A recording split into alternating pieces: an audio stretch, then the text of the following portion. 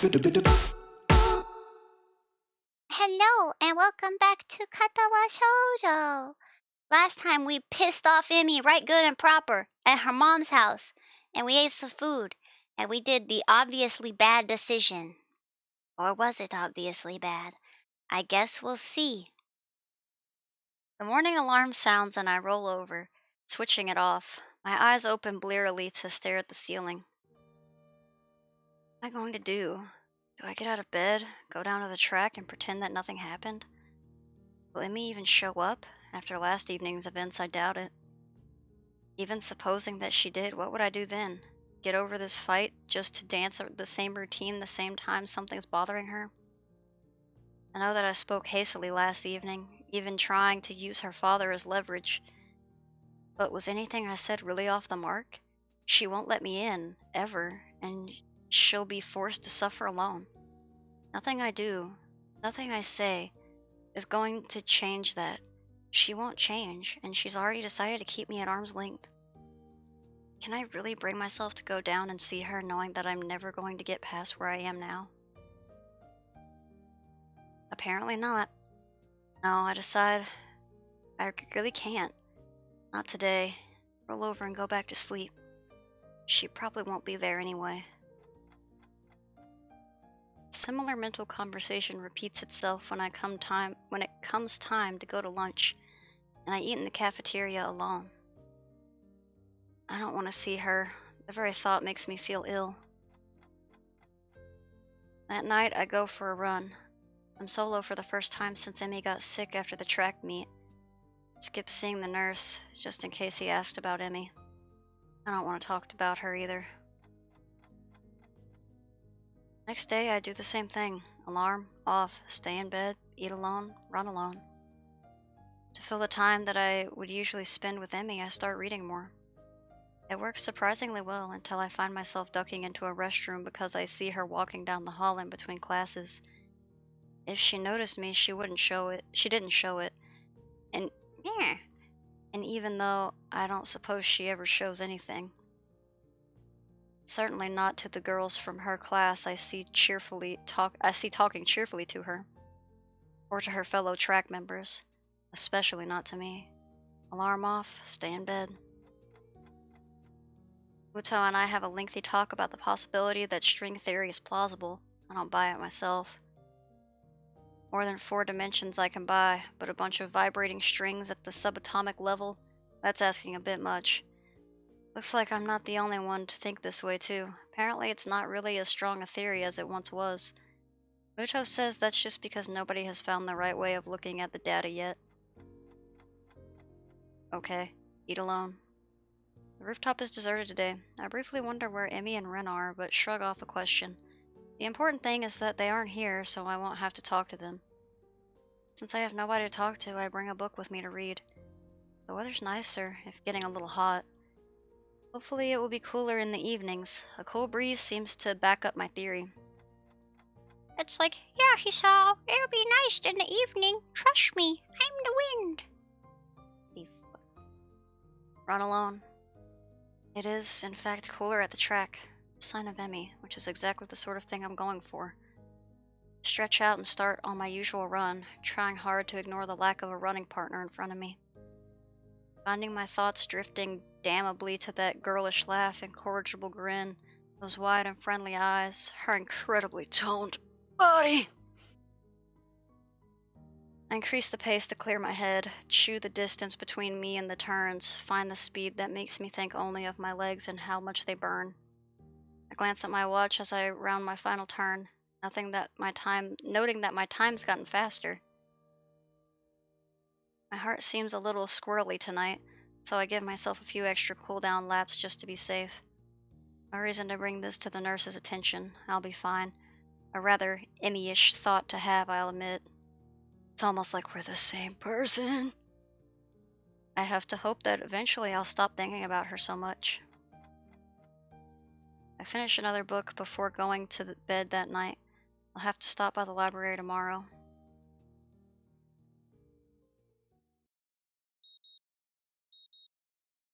I thought I was about to get credits. I don't know why I keep the early alarm on anymore, but it wakes me up the next morning just the same. I still turn it off and go back to sleep. That afternoon, as I get ready to head to the cafeteria for another solo lunch, I've got a new book and a couple of con men in ancient Persia that I'm pretty excited about reading. I'm suddenly cornered by Misha and, I guess just Misha. Off to eat alone again, Hee-chan? We've noticed you now. We? Uh-huh. She-chan and I noticed that you've been spending more time alone. She wanted me to find out why, so I told her I'd ask you. I'm surprised she didn't ask me herself. She would have, but she wanted to get a head start on some paperwork. There's a lot of it since we're coming to the end of the term, you know. Why the sudden interest in my well-being anyway? They've always been interested in what you're doing, Hisao. Shi-chan says it is the duty of the student council to keep track of the emotional health of its students. To allow a constituent to spiral into depression unchecked would be an unforgivable failure in the council's duties. Well, that's easy then. I'm not depressed. You're a fucking liar, Hisao. But you're eating alone and nobody's seen you and Emmy together at all. Something's happened, didn't it, Hee-chan? Misha's voice takes on a slightly sterner tone, though somehow she keeps the familiar lilt at the end of her sentences. I purse my lips, uncertain how to respond. I'm just gonna tell Misha.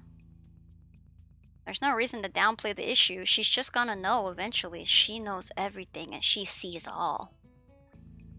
Well, I suppose someone else knowing about my problem can't hurt. Plus, if you don't tell Misha, then you're a hypocrite. Because you want Emmy to tell you everything, but if you do the same thing, then you're a poopacrip.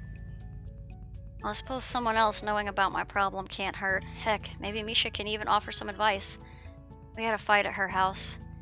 I keep trying to get close to her, and she won't let me get close, and said something stupid, and she threw me out, rightfully. Have you talked to her since then? Misha looks genuinely concerned. I'm surprised, as I'd almost expected her to drop the subject after finding out what the trouble was. Even more surprising is how quickly I find myself spilling my guts to her. No, I haven't. I just can't bring myself to face her after that. I made a complete fool of myself, and she probably hates me now anyway. Especially since I haven't seen her since then. You're pretty slow, Hee-chan. This doesn't sound like advice. This sounds like an insult. Huh? Misha places her hands on her hips and launches into a speech that would sound more plausible coming from Shizune. The solution to your problem is simple. You have to go and apologize to her. Leaving things like this will make things worse. You can't know that she hates you now unless she tells you. Otherwise, there's no evidence that what you fear is true. And if you really care about her, shouldn't you worry about how she's taking all this? With a sudden start, I realized that she's right. It took me, not being a dumbass, to figure out that if I have problems, maybe I should talk to the person I'm having problems with. That's so crazy. I've kept waking up to an early alarm because part of me wants to meet Emmy at the track for our runs. I've kept running because I know that Emmy would worry about me if I didn't stay healthy. When I went on the roof yesterday, I was half hoping that she would be up there and felt disappointed when she wasn't. I'm an idiot. Yes, Hisao, I couldn't agree with you more. Kinda, Hee-chan. So, go and apologize to her as soon as you can, okay? I open my mouth to say that I'll do it right away, but the lunch bell rings and I realize that I still have the afternoon classes to attend. First thing after class is over, I'll go see her, I promise. And, thanks for the advice, I guess. Misha beams at me as if I were a child that had just learned his ABCs. Good. I'll let Shi-chan know that you're okay then. Yeah, you do that. With a wave, and completely disregarding the fact that people are starting to trickle back into the classroom as opposed to out of it, Misha departs the classroom. I suppose she and Shizune have student council business again. While the afternoon wears on, I find myself impatient for lessons to end. I need to see Emmy now. You've had all this time to talk to Emmy, and now you're suddenly like, blah, blah, blah, blah, blah, blah, blah, blah. I have to try to set things right. Even if Emmy hates me now, I have to at least apologize. I owe her that much. Should I meet her in her room? No, I decided it would delay things too much. If I know Emmy, then I can find her at the track. Still have no idea what I'm going to say when I get there, but I take comfort in knowing that Emmy wouldn't have a plan for something like this either. Play it by ear, stop being nervous, and just go to the track. Figure the rest out when I get there. The track looms ahead, and another jolt of nerves, not nervouses, hits me in the gut. I resist the urge to turn and walk away, and instead note with satisfaction that I was right and Emmy is still running. I don't make myself immediately known. I find a seat in the bleachers and watch her run instead, thinking back to earlier meetings. After a few trips around the track, Emmy notices me and skids to a halt, an expression of surprise that slides easily into one of anger. What are you doing here? Not quite the response I'd hoped for, but at this point I don't have much of a choice. I want to apologize for what I said the other day. The other day? She laughs, a curt exclamation of disbelief. It's been almost a week, Hisao. Well, yeah, better late than never, right? No, you're wasting my fucking time. Get out. Emmy crosses her arms and stares at me coolly, as if sizing me up. Finally, she nods. I suppose you're right. Water under the bridge, then. I forgive you. Is that all? Will you fucking leave now? Thanks. Her almost impatient question catches me so off guard that she's already halfway down the track before I think to shout after her. No, wait! She doesn't seem to have heard me, or she doesn't want to hear me, and so I give chase, disregarding completely the fact that I'm not dressed for it. You're not gonna catch up to her, bro. My feet hurt and my shirt collar feels like a noose around my neck, but I still chase after her because if I don't, I'll lose my chance. She's going around in a circle. You could have just sat at the bleachers and waited for her to come back. Emmy hasn't started to really accelerate yet, which is probably the only reason why I'm able to catch up to her. To reach out and tap her on the shoulder just before my legs give up running in dress shoes and stumble to a stop. Surprisingly, fortunately, all that running seems to have paid off. I'm short of breath, yes, but at least my heart isn't actively trying to force its way out of my rib cage. My touch on her shoulder has stopped Emmy, and while there is a flash of concern when she sees me catching my breath, it seems that she has a good idea of what I'm capable of too. The concern is short-lived. What? She seems so irritated by my being still there that I almost lose my nerve, but I've lost my nerve enough. I need to explain myself. I can't just let the matter rest. Amy folds her arms and bounces one blade on the ground in an approximation of tapping her foot impatiently. Angry as she is and as nervous as I am, she still looks beautiful. What a weirdo. What a fucking freak. Okay, Hisao, explain. The thing is, I know that you're really sensitive about the accident about your dad. I can see Emmy's face twitch at the mention of the two things that have been steadily driving us apart, or at least made me feel like we're being driven apart. But that's why I want to know about them, I think. Because I see how much they hurt you, and I want to be there to comfort you. It makes me miserable seeing you sleepless and depressed, and don't pretend you aren't because I know, okay? I just remember that night when you fell asleep with me and had that nightmare, and that you were happy to have me there when you woke up. I want to be able to be there for you like that whenever you need me to be. The stern face cracks slightly. Emmy interrupts before I can continue further. Just stop right there. We can't see each other anymore, okay? She's rushing now, looking everywhere but at me. I'm surprised she doesn't bolt. She knows I can't catch her. We're not right for one another. That's not true, and you know it. We're perfect! High schoolers meeting? Star-crossed lovers? What do you mean?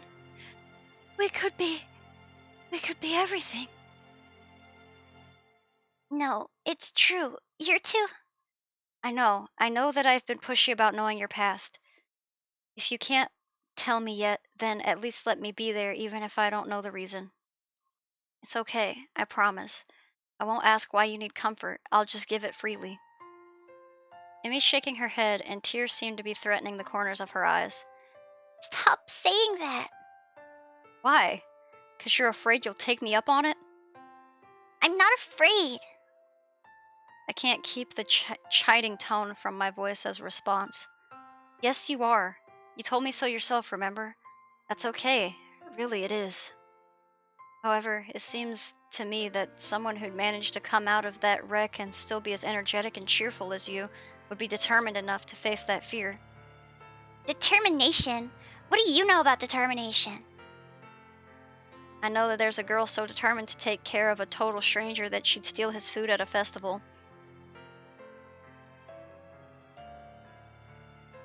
Hisao?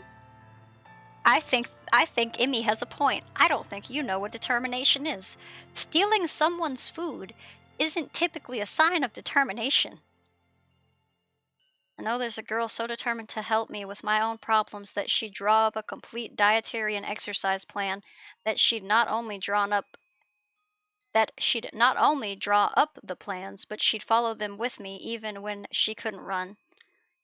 Determined enough to keep me at arm's length that she'd put herself through emotional pain if she thought it was the right thing to do. Although there's one thing that this determined girl didn't quite plan for, which was that I might feel the same kind of determination to keep her from being hurt. I fell in love with you, and I refuse to let that be thrown away because you're afraid of losing me. Stop it! Me! What little control Amy still has at this point cracks, and I find myself suddenly enveloped in her embrace as she cries. Why are you doing this? Why can't you just leave me alone?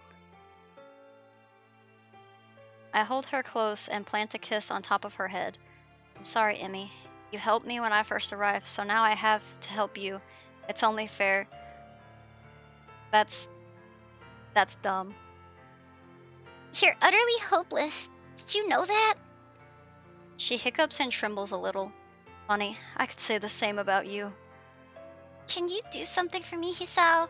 Can you fucking leave me alone? Anything. Can you go now? It feels like she just shoved a knife through my chest. Go. I need to think, okay? I can't just tell you everything yet.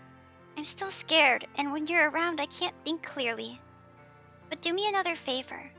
What's that? Show up for our morning run tomorrow. I smile, feeling better than I have all week. Of course, I wouldn't miss it for the world, except for that I've missed it all week. Emmy steps back slowly, almost reluctantly. She sniffles a little and then grins at me, a real smile that lights up the track, overpowering the fading evening's light. See you tomorrow, Hisao. Okay. She darts forward suddenly, planting a soft kiss on my lips, then steps back shyly. Spinning on her back foot, she takes off running again, and I know that our conversation's at an end. My lips tingle with the warmth of that brief kiss and the memory of other longer kisses. I walk back to my room with a full boner, with a spring in my step. Tomorrow when my alarm goes off, I'll get up. That's what I say every day, but I am always wrong.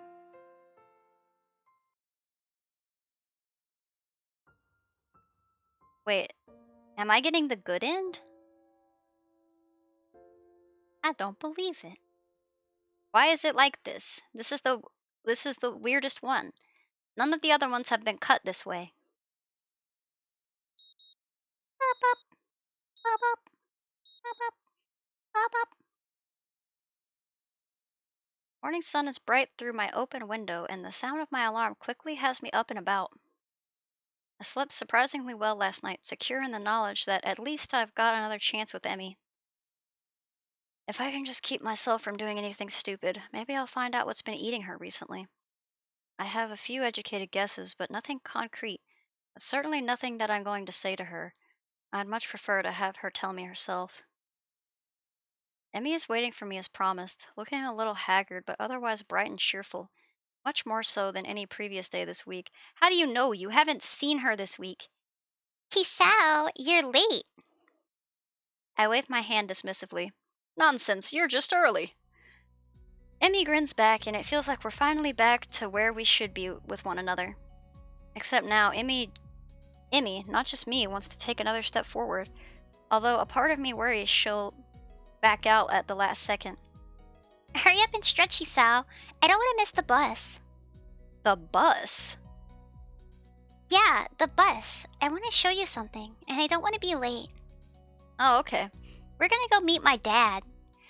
I try not to grin too wide. I'm happy beyond words that Emmy wants to hang out after the run at all, but her promise of showing me something has me even more intrigued. Is this what she had to think about? I wonder just what she's planning to do. She's taking you to a graveyard, homeboy. I quickly go through my warm-up routine while Emmy bounces impatiently from one foot to the other.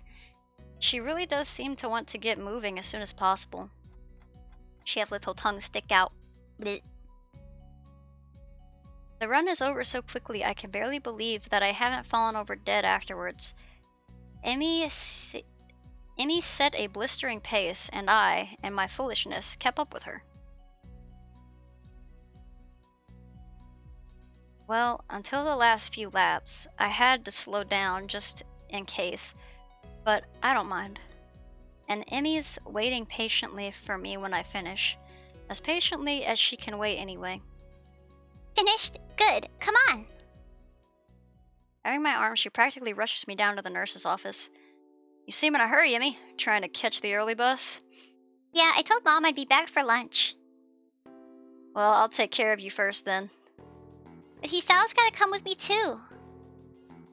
The nurse raises a single eyebrow at this statement and peers at the two of us searchingly. Really? Today, huh? Emmy's response is a nod, followed by a surprisingly shy grin. Well then, we'll make this quick. I don't like how I said that. I made that sound weirder than it was. Emmy enters the nurse's office and I patiently wait outside for her to be finished, wondering just why the nurse seemed to be surprised by Emmy's declaration. I feel like I'm missing out on some joke or the significance of today. Beyond the fact that it is clearly significant in some way, of course. How is Hisao this dense? I feel like any other regular human being would be like, oh, yep, her dad definitely dead.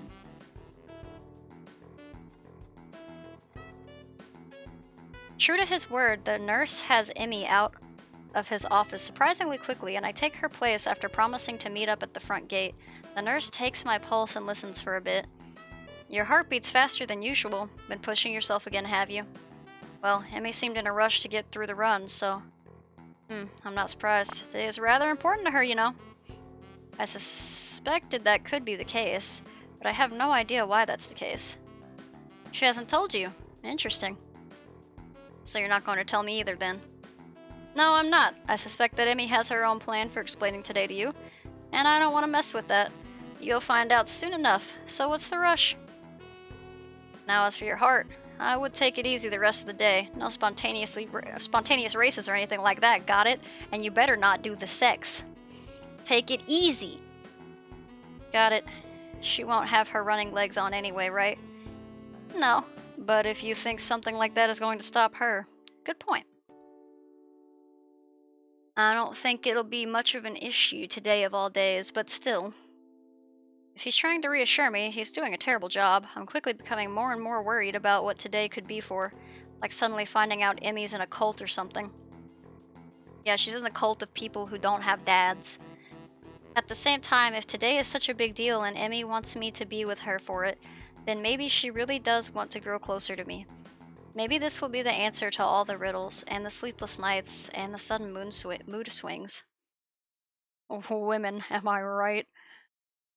Either way, I barely remember to thank the nurse before taking off as quickly as I dare for my room, and to get a shower and throw on some decent looking clothes.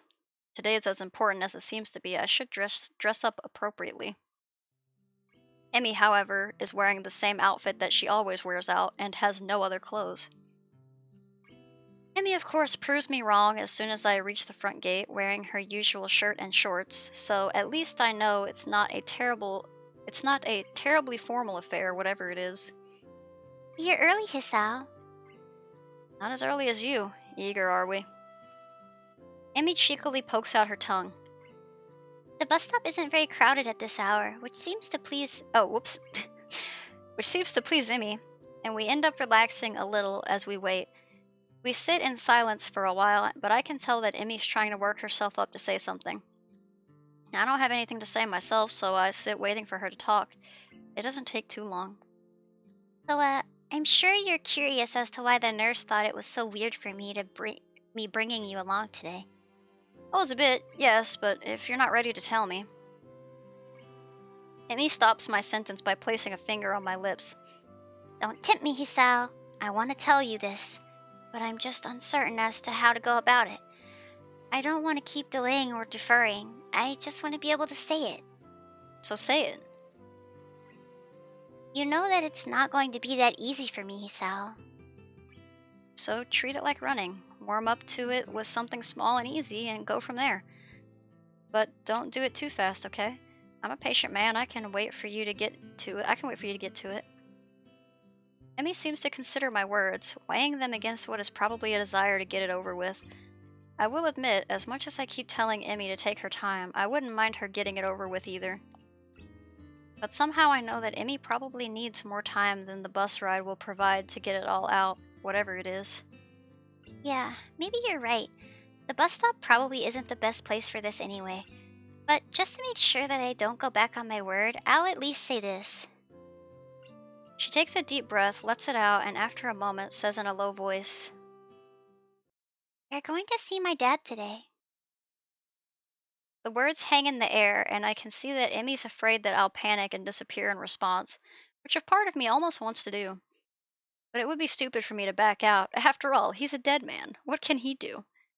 Or to suddenly abandon the promise I made to be there for Emi when she needs me. The nurse thought it was so weird of her to bring me along. She doesn't bring anyone along, or at least I'm willing to bet that she hasn't before today. Today seems to take on an even greater significance. What has it taken Emi to even get this far? Ah, now why is that the best I can manage as a response? Yeah, I don't know what I should say. nothing, I think. Just promise that you're going to come with me. Of course, you know I will. I'm already at the bus stop after all. Emi smiles wanly, looking a little relieved. Good. In that case, we'd better get going. The bus pulls up just a little after she finishes the sentence. Vague memories of my first trip out here. That was literally a week ago. What do you mean vague memories? But unfortunately, they're too vague to be of any use. I will be the first to admit that I don't quite recall how to get to Emi's house, so I let her lead the way. Oh, I guess that's fair. I wouldn't remember how to go somewhere after only being there once. She seems content to walk in silence, and I myself have no idea what I could possibly say, so the two of us arrive at her house having said nothing since getting off the bus. Emi's mother opens the door and doesn't seem surprised to see me standing next to her daughter. I expect that Emi would have phoned ahead to let her mother know of the change in plans. Emi, Hisao, you're just in time. Lunch is just about ready. Great, I was afraid we might be running late. As fast as you were going this morning, I doubt there was much of a chance of that. I certainly hope she wasn't too much of a bother, Hisao. She tends to get a little paranoid about being on time when food's involved. I hadn't noticed. This earns me a swat on the arm from Emi, who, despite the serious nature of our conversation on the bus and almost broodingly quiet walk, has quickly become cheerful again. Probably to keep her mother from worrying about whatever it is Emi plans to tell me later. Big stretch.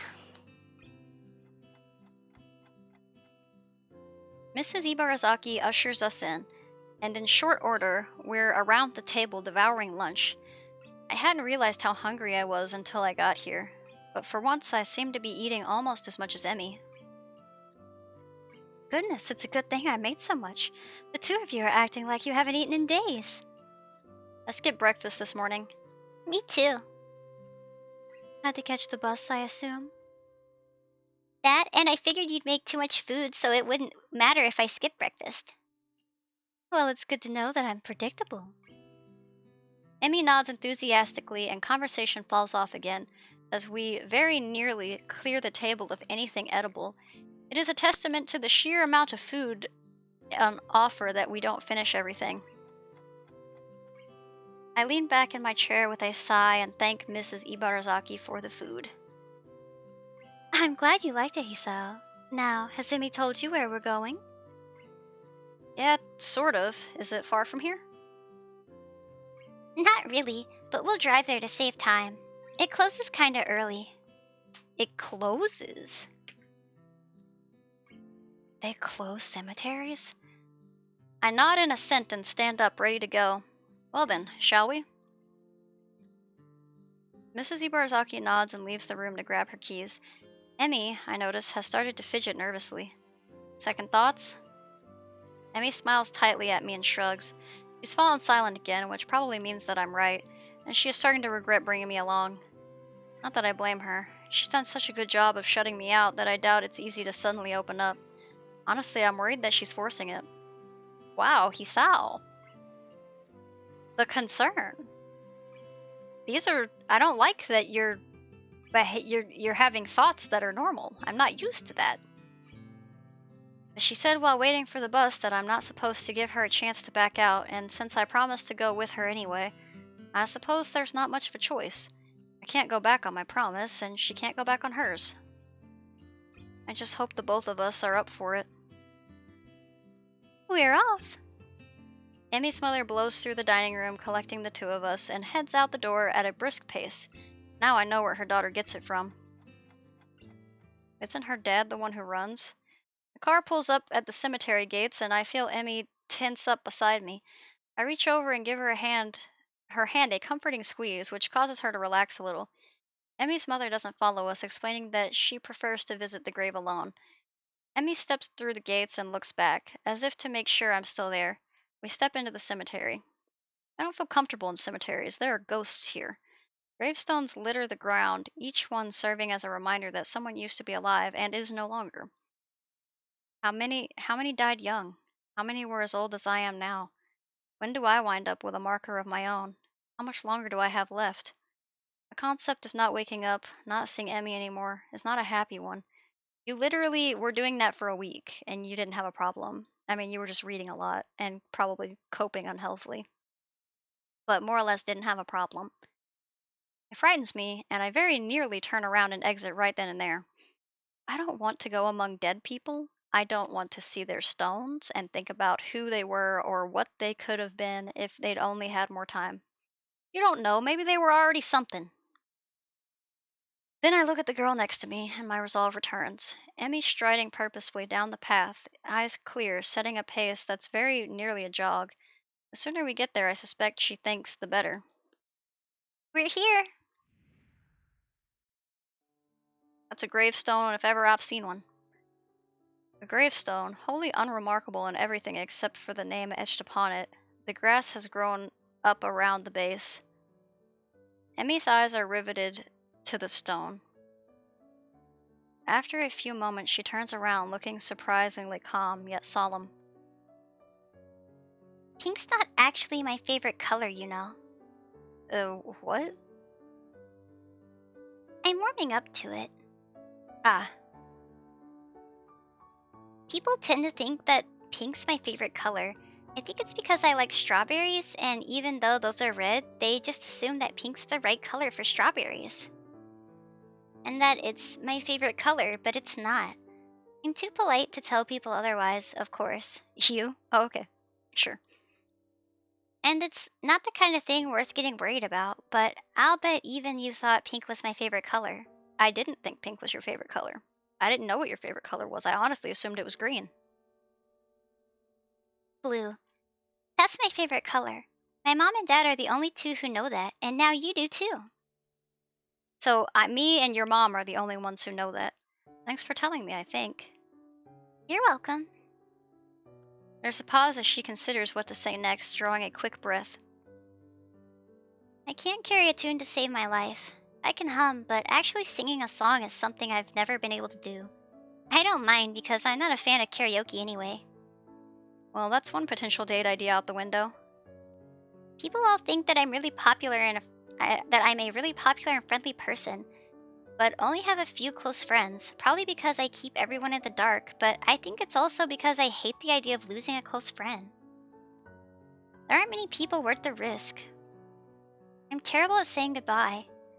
I sometimes think that I only run because it's what I used to do with my father. You're not my first boyfriend.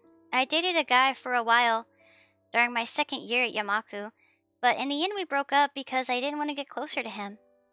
He couldn't live with that distance between us.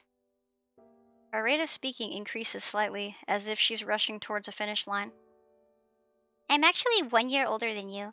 Everybody thinks I'm younger because I'm short, but I had to skip 1 year of school because of my accident. They initially thought I was paralyzed when they pulled me out of the wreckage. I'd lost my legs already, but they were afraid that I wouldn't be able to use what was left of them. After surgery, it was clear that their initial assessment was mistaken. I couldn't feel my legs because of shock, short-term paralysis due to the trauma I'd experienced. My recovery was one of the fastest they'd ever seen. I feel like I'm reading a wiki. Or so they told me. I never found out if they were serious about that or if they told that to all the patients learning to walk again. I She pauses, gathering herself for one last effort. 8 years ago today, I lost my legs. And I lost my father as well. He died on the way to the hospital. I didn't even get to go to the gravesite until 2 months later and couldn't attend his funeral. I'm so sorry. Don't be. That's what everyone always says. That they're sorry. I hate hearing that. Like anyone could have done anything to change what happened. I mean, what else are they gonna do? You know the best piece of advice I've got? These things happen. I don't even remember who said it, but I guess they didn't have anything better to say. But it's true, you know? These things happen. There's nothing you can do about it. They aren't necessarily planned, and they aren't always bad, and they aren't always good, but they are. So I made the decision that I would live without worrying about the future. And to be sure that I never had to say goodbye again, I decided I wouldn't let people get close to me anymore. After all, they could be taken away at any time, and you know what? She laughs, a little bitterly. Her eyes start to well up with tears, and I step forward to embrace her, but she holds up a hand to stop me. Not finished. A deep breath, and she continues. It worked pretty well, until I met you and saw that you were trying to adjust to stuff here. So I thought I'd help, and then you were so nice and I couldn't help it. The tears are flowing now, and she accepts the embrace this time. The rest of her sentence is muffled into my chest. I tried not to fall for you, but I did. And then I tried to keep you at a distance, like with my first boyfriend, but I couldn't. But I've been so scared because I don't want to lose you, and I might anyway. Hey, I'm still around, right?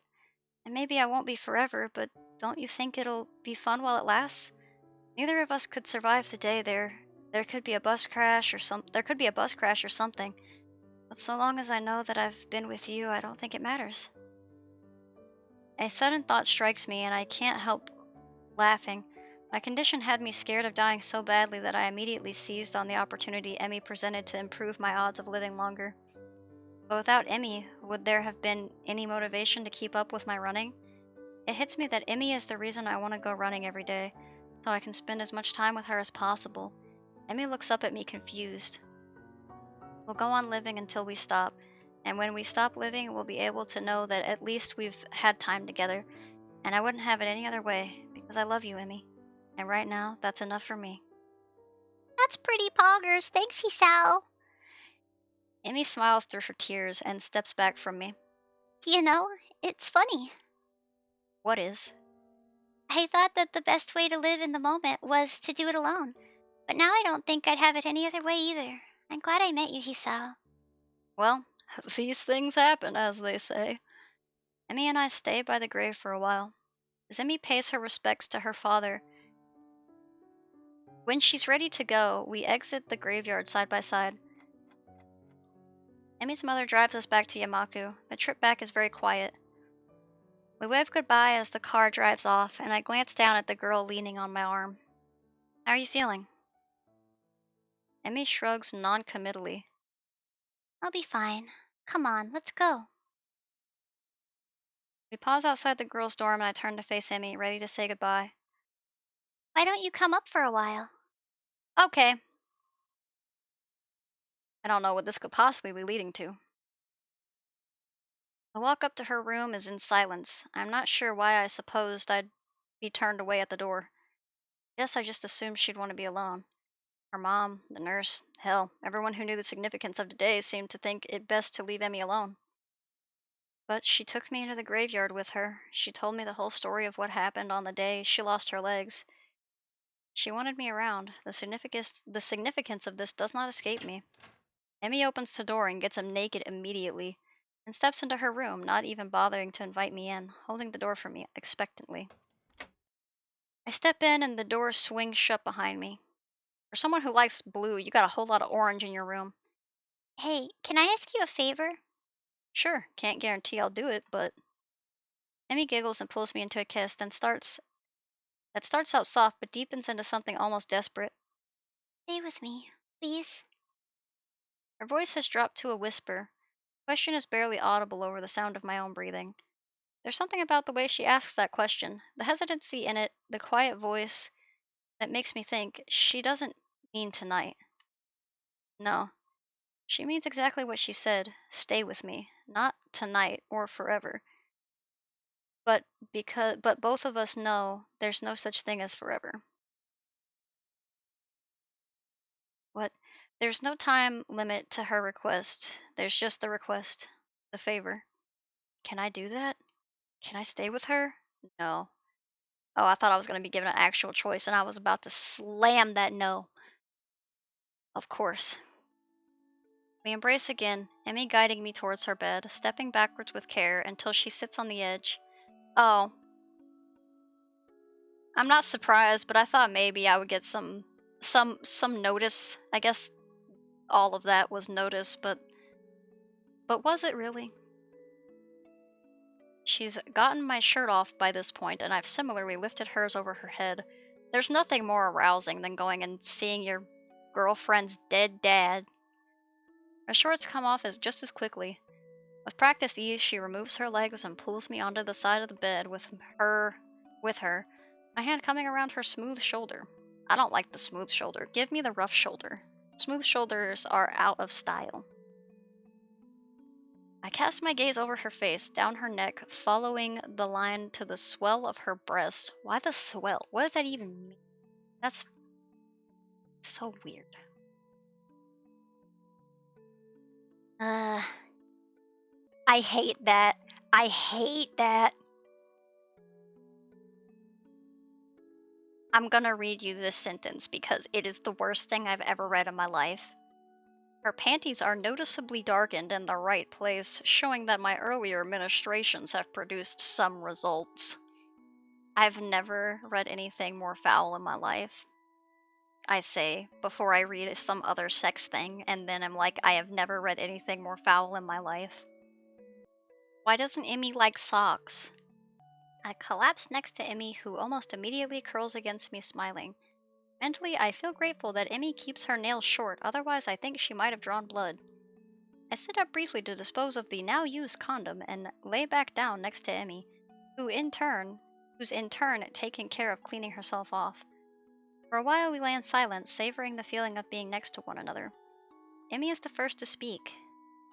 Hey, Hisao? Hmm? Thanks for coming with me today. I smile and plant a kiss on her head. Of course, my pleasure. Emmy snuggles closer, and I can feel her breathing begin to slacken as she begins to drift off to sleep. Just as she's about to fall asleep, she wakes up enough to mutter a single sentence. I love you, Hisao. Then she's out like a light, leaving me feeling like I'm on top of the world. I draw the slumbering Emmy as close as possible, pull the covers over us to keep the chill off, and fall asleep as happy as I've ever been. The end. Oh, not the end.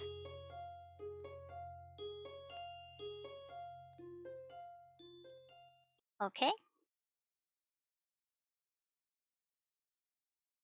Well, I I think it's pretty safe to say that I'm gonna get the good ending. Otherwise, I don't think that I would have had the pee-pee touch. And I don't really know where this is gonna go. But next episode might be our lastest episode. Second from last. I guess we'll see. But I guess we'll see all the endings maybe in the next video.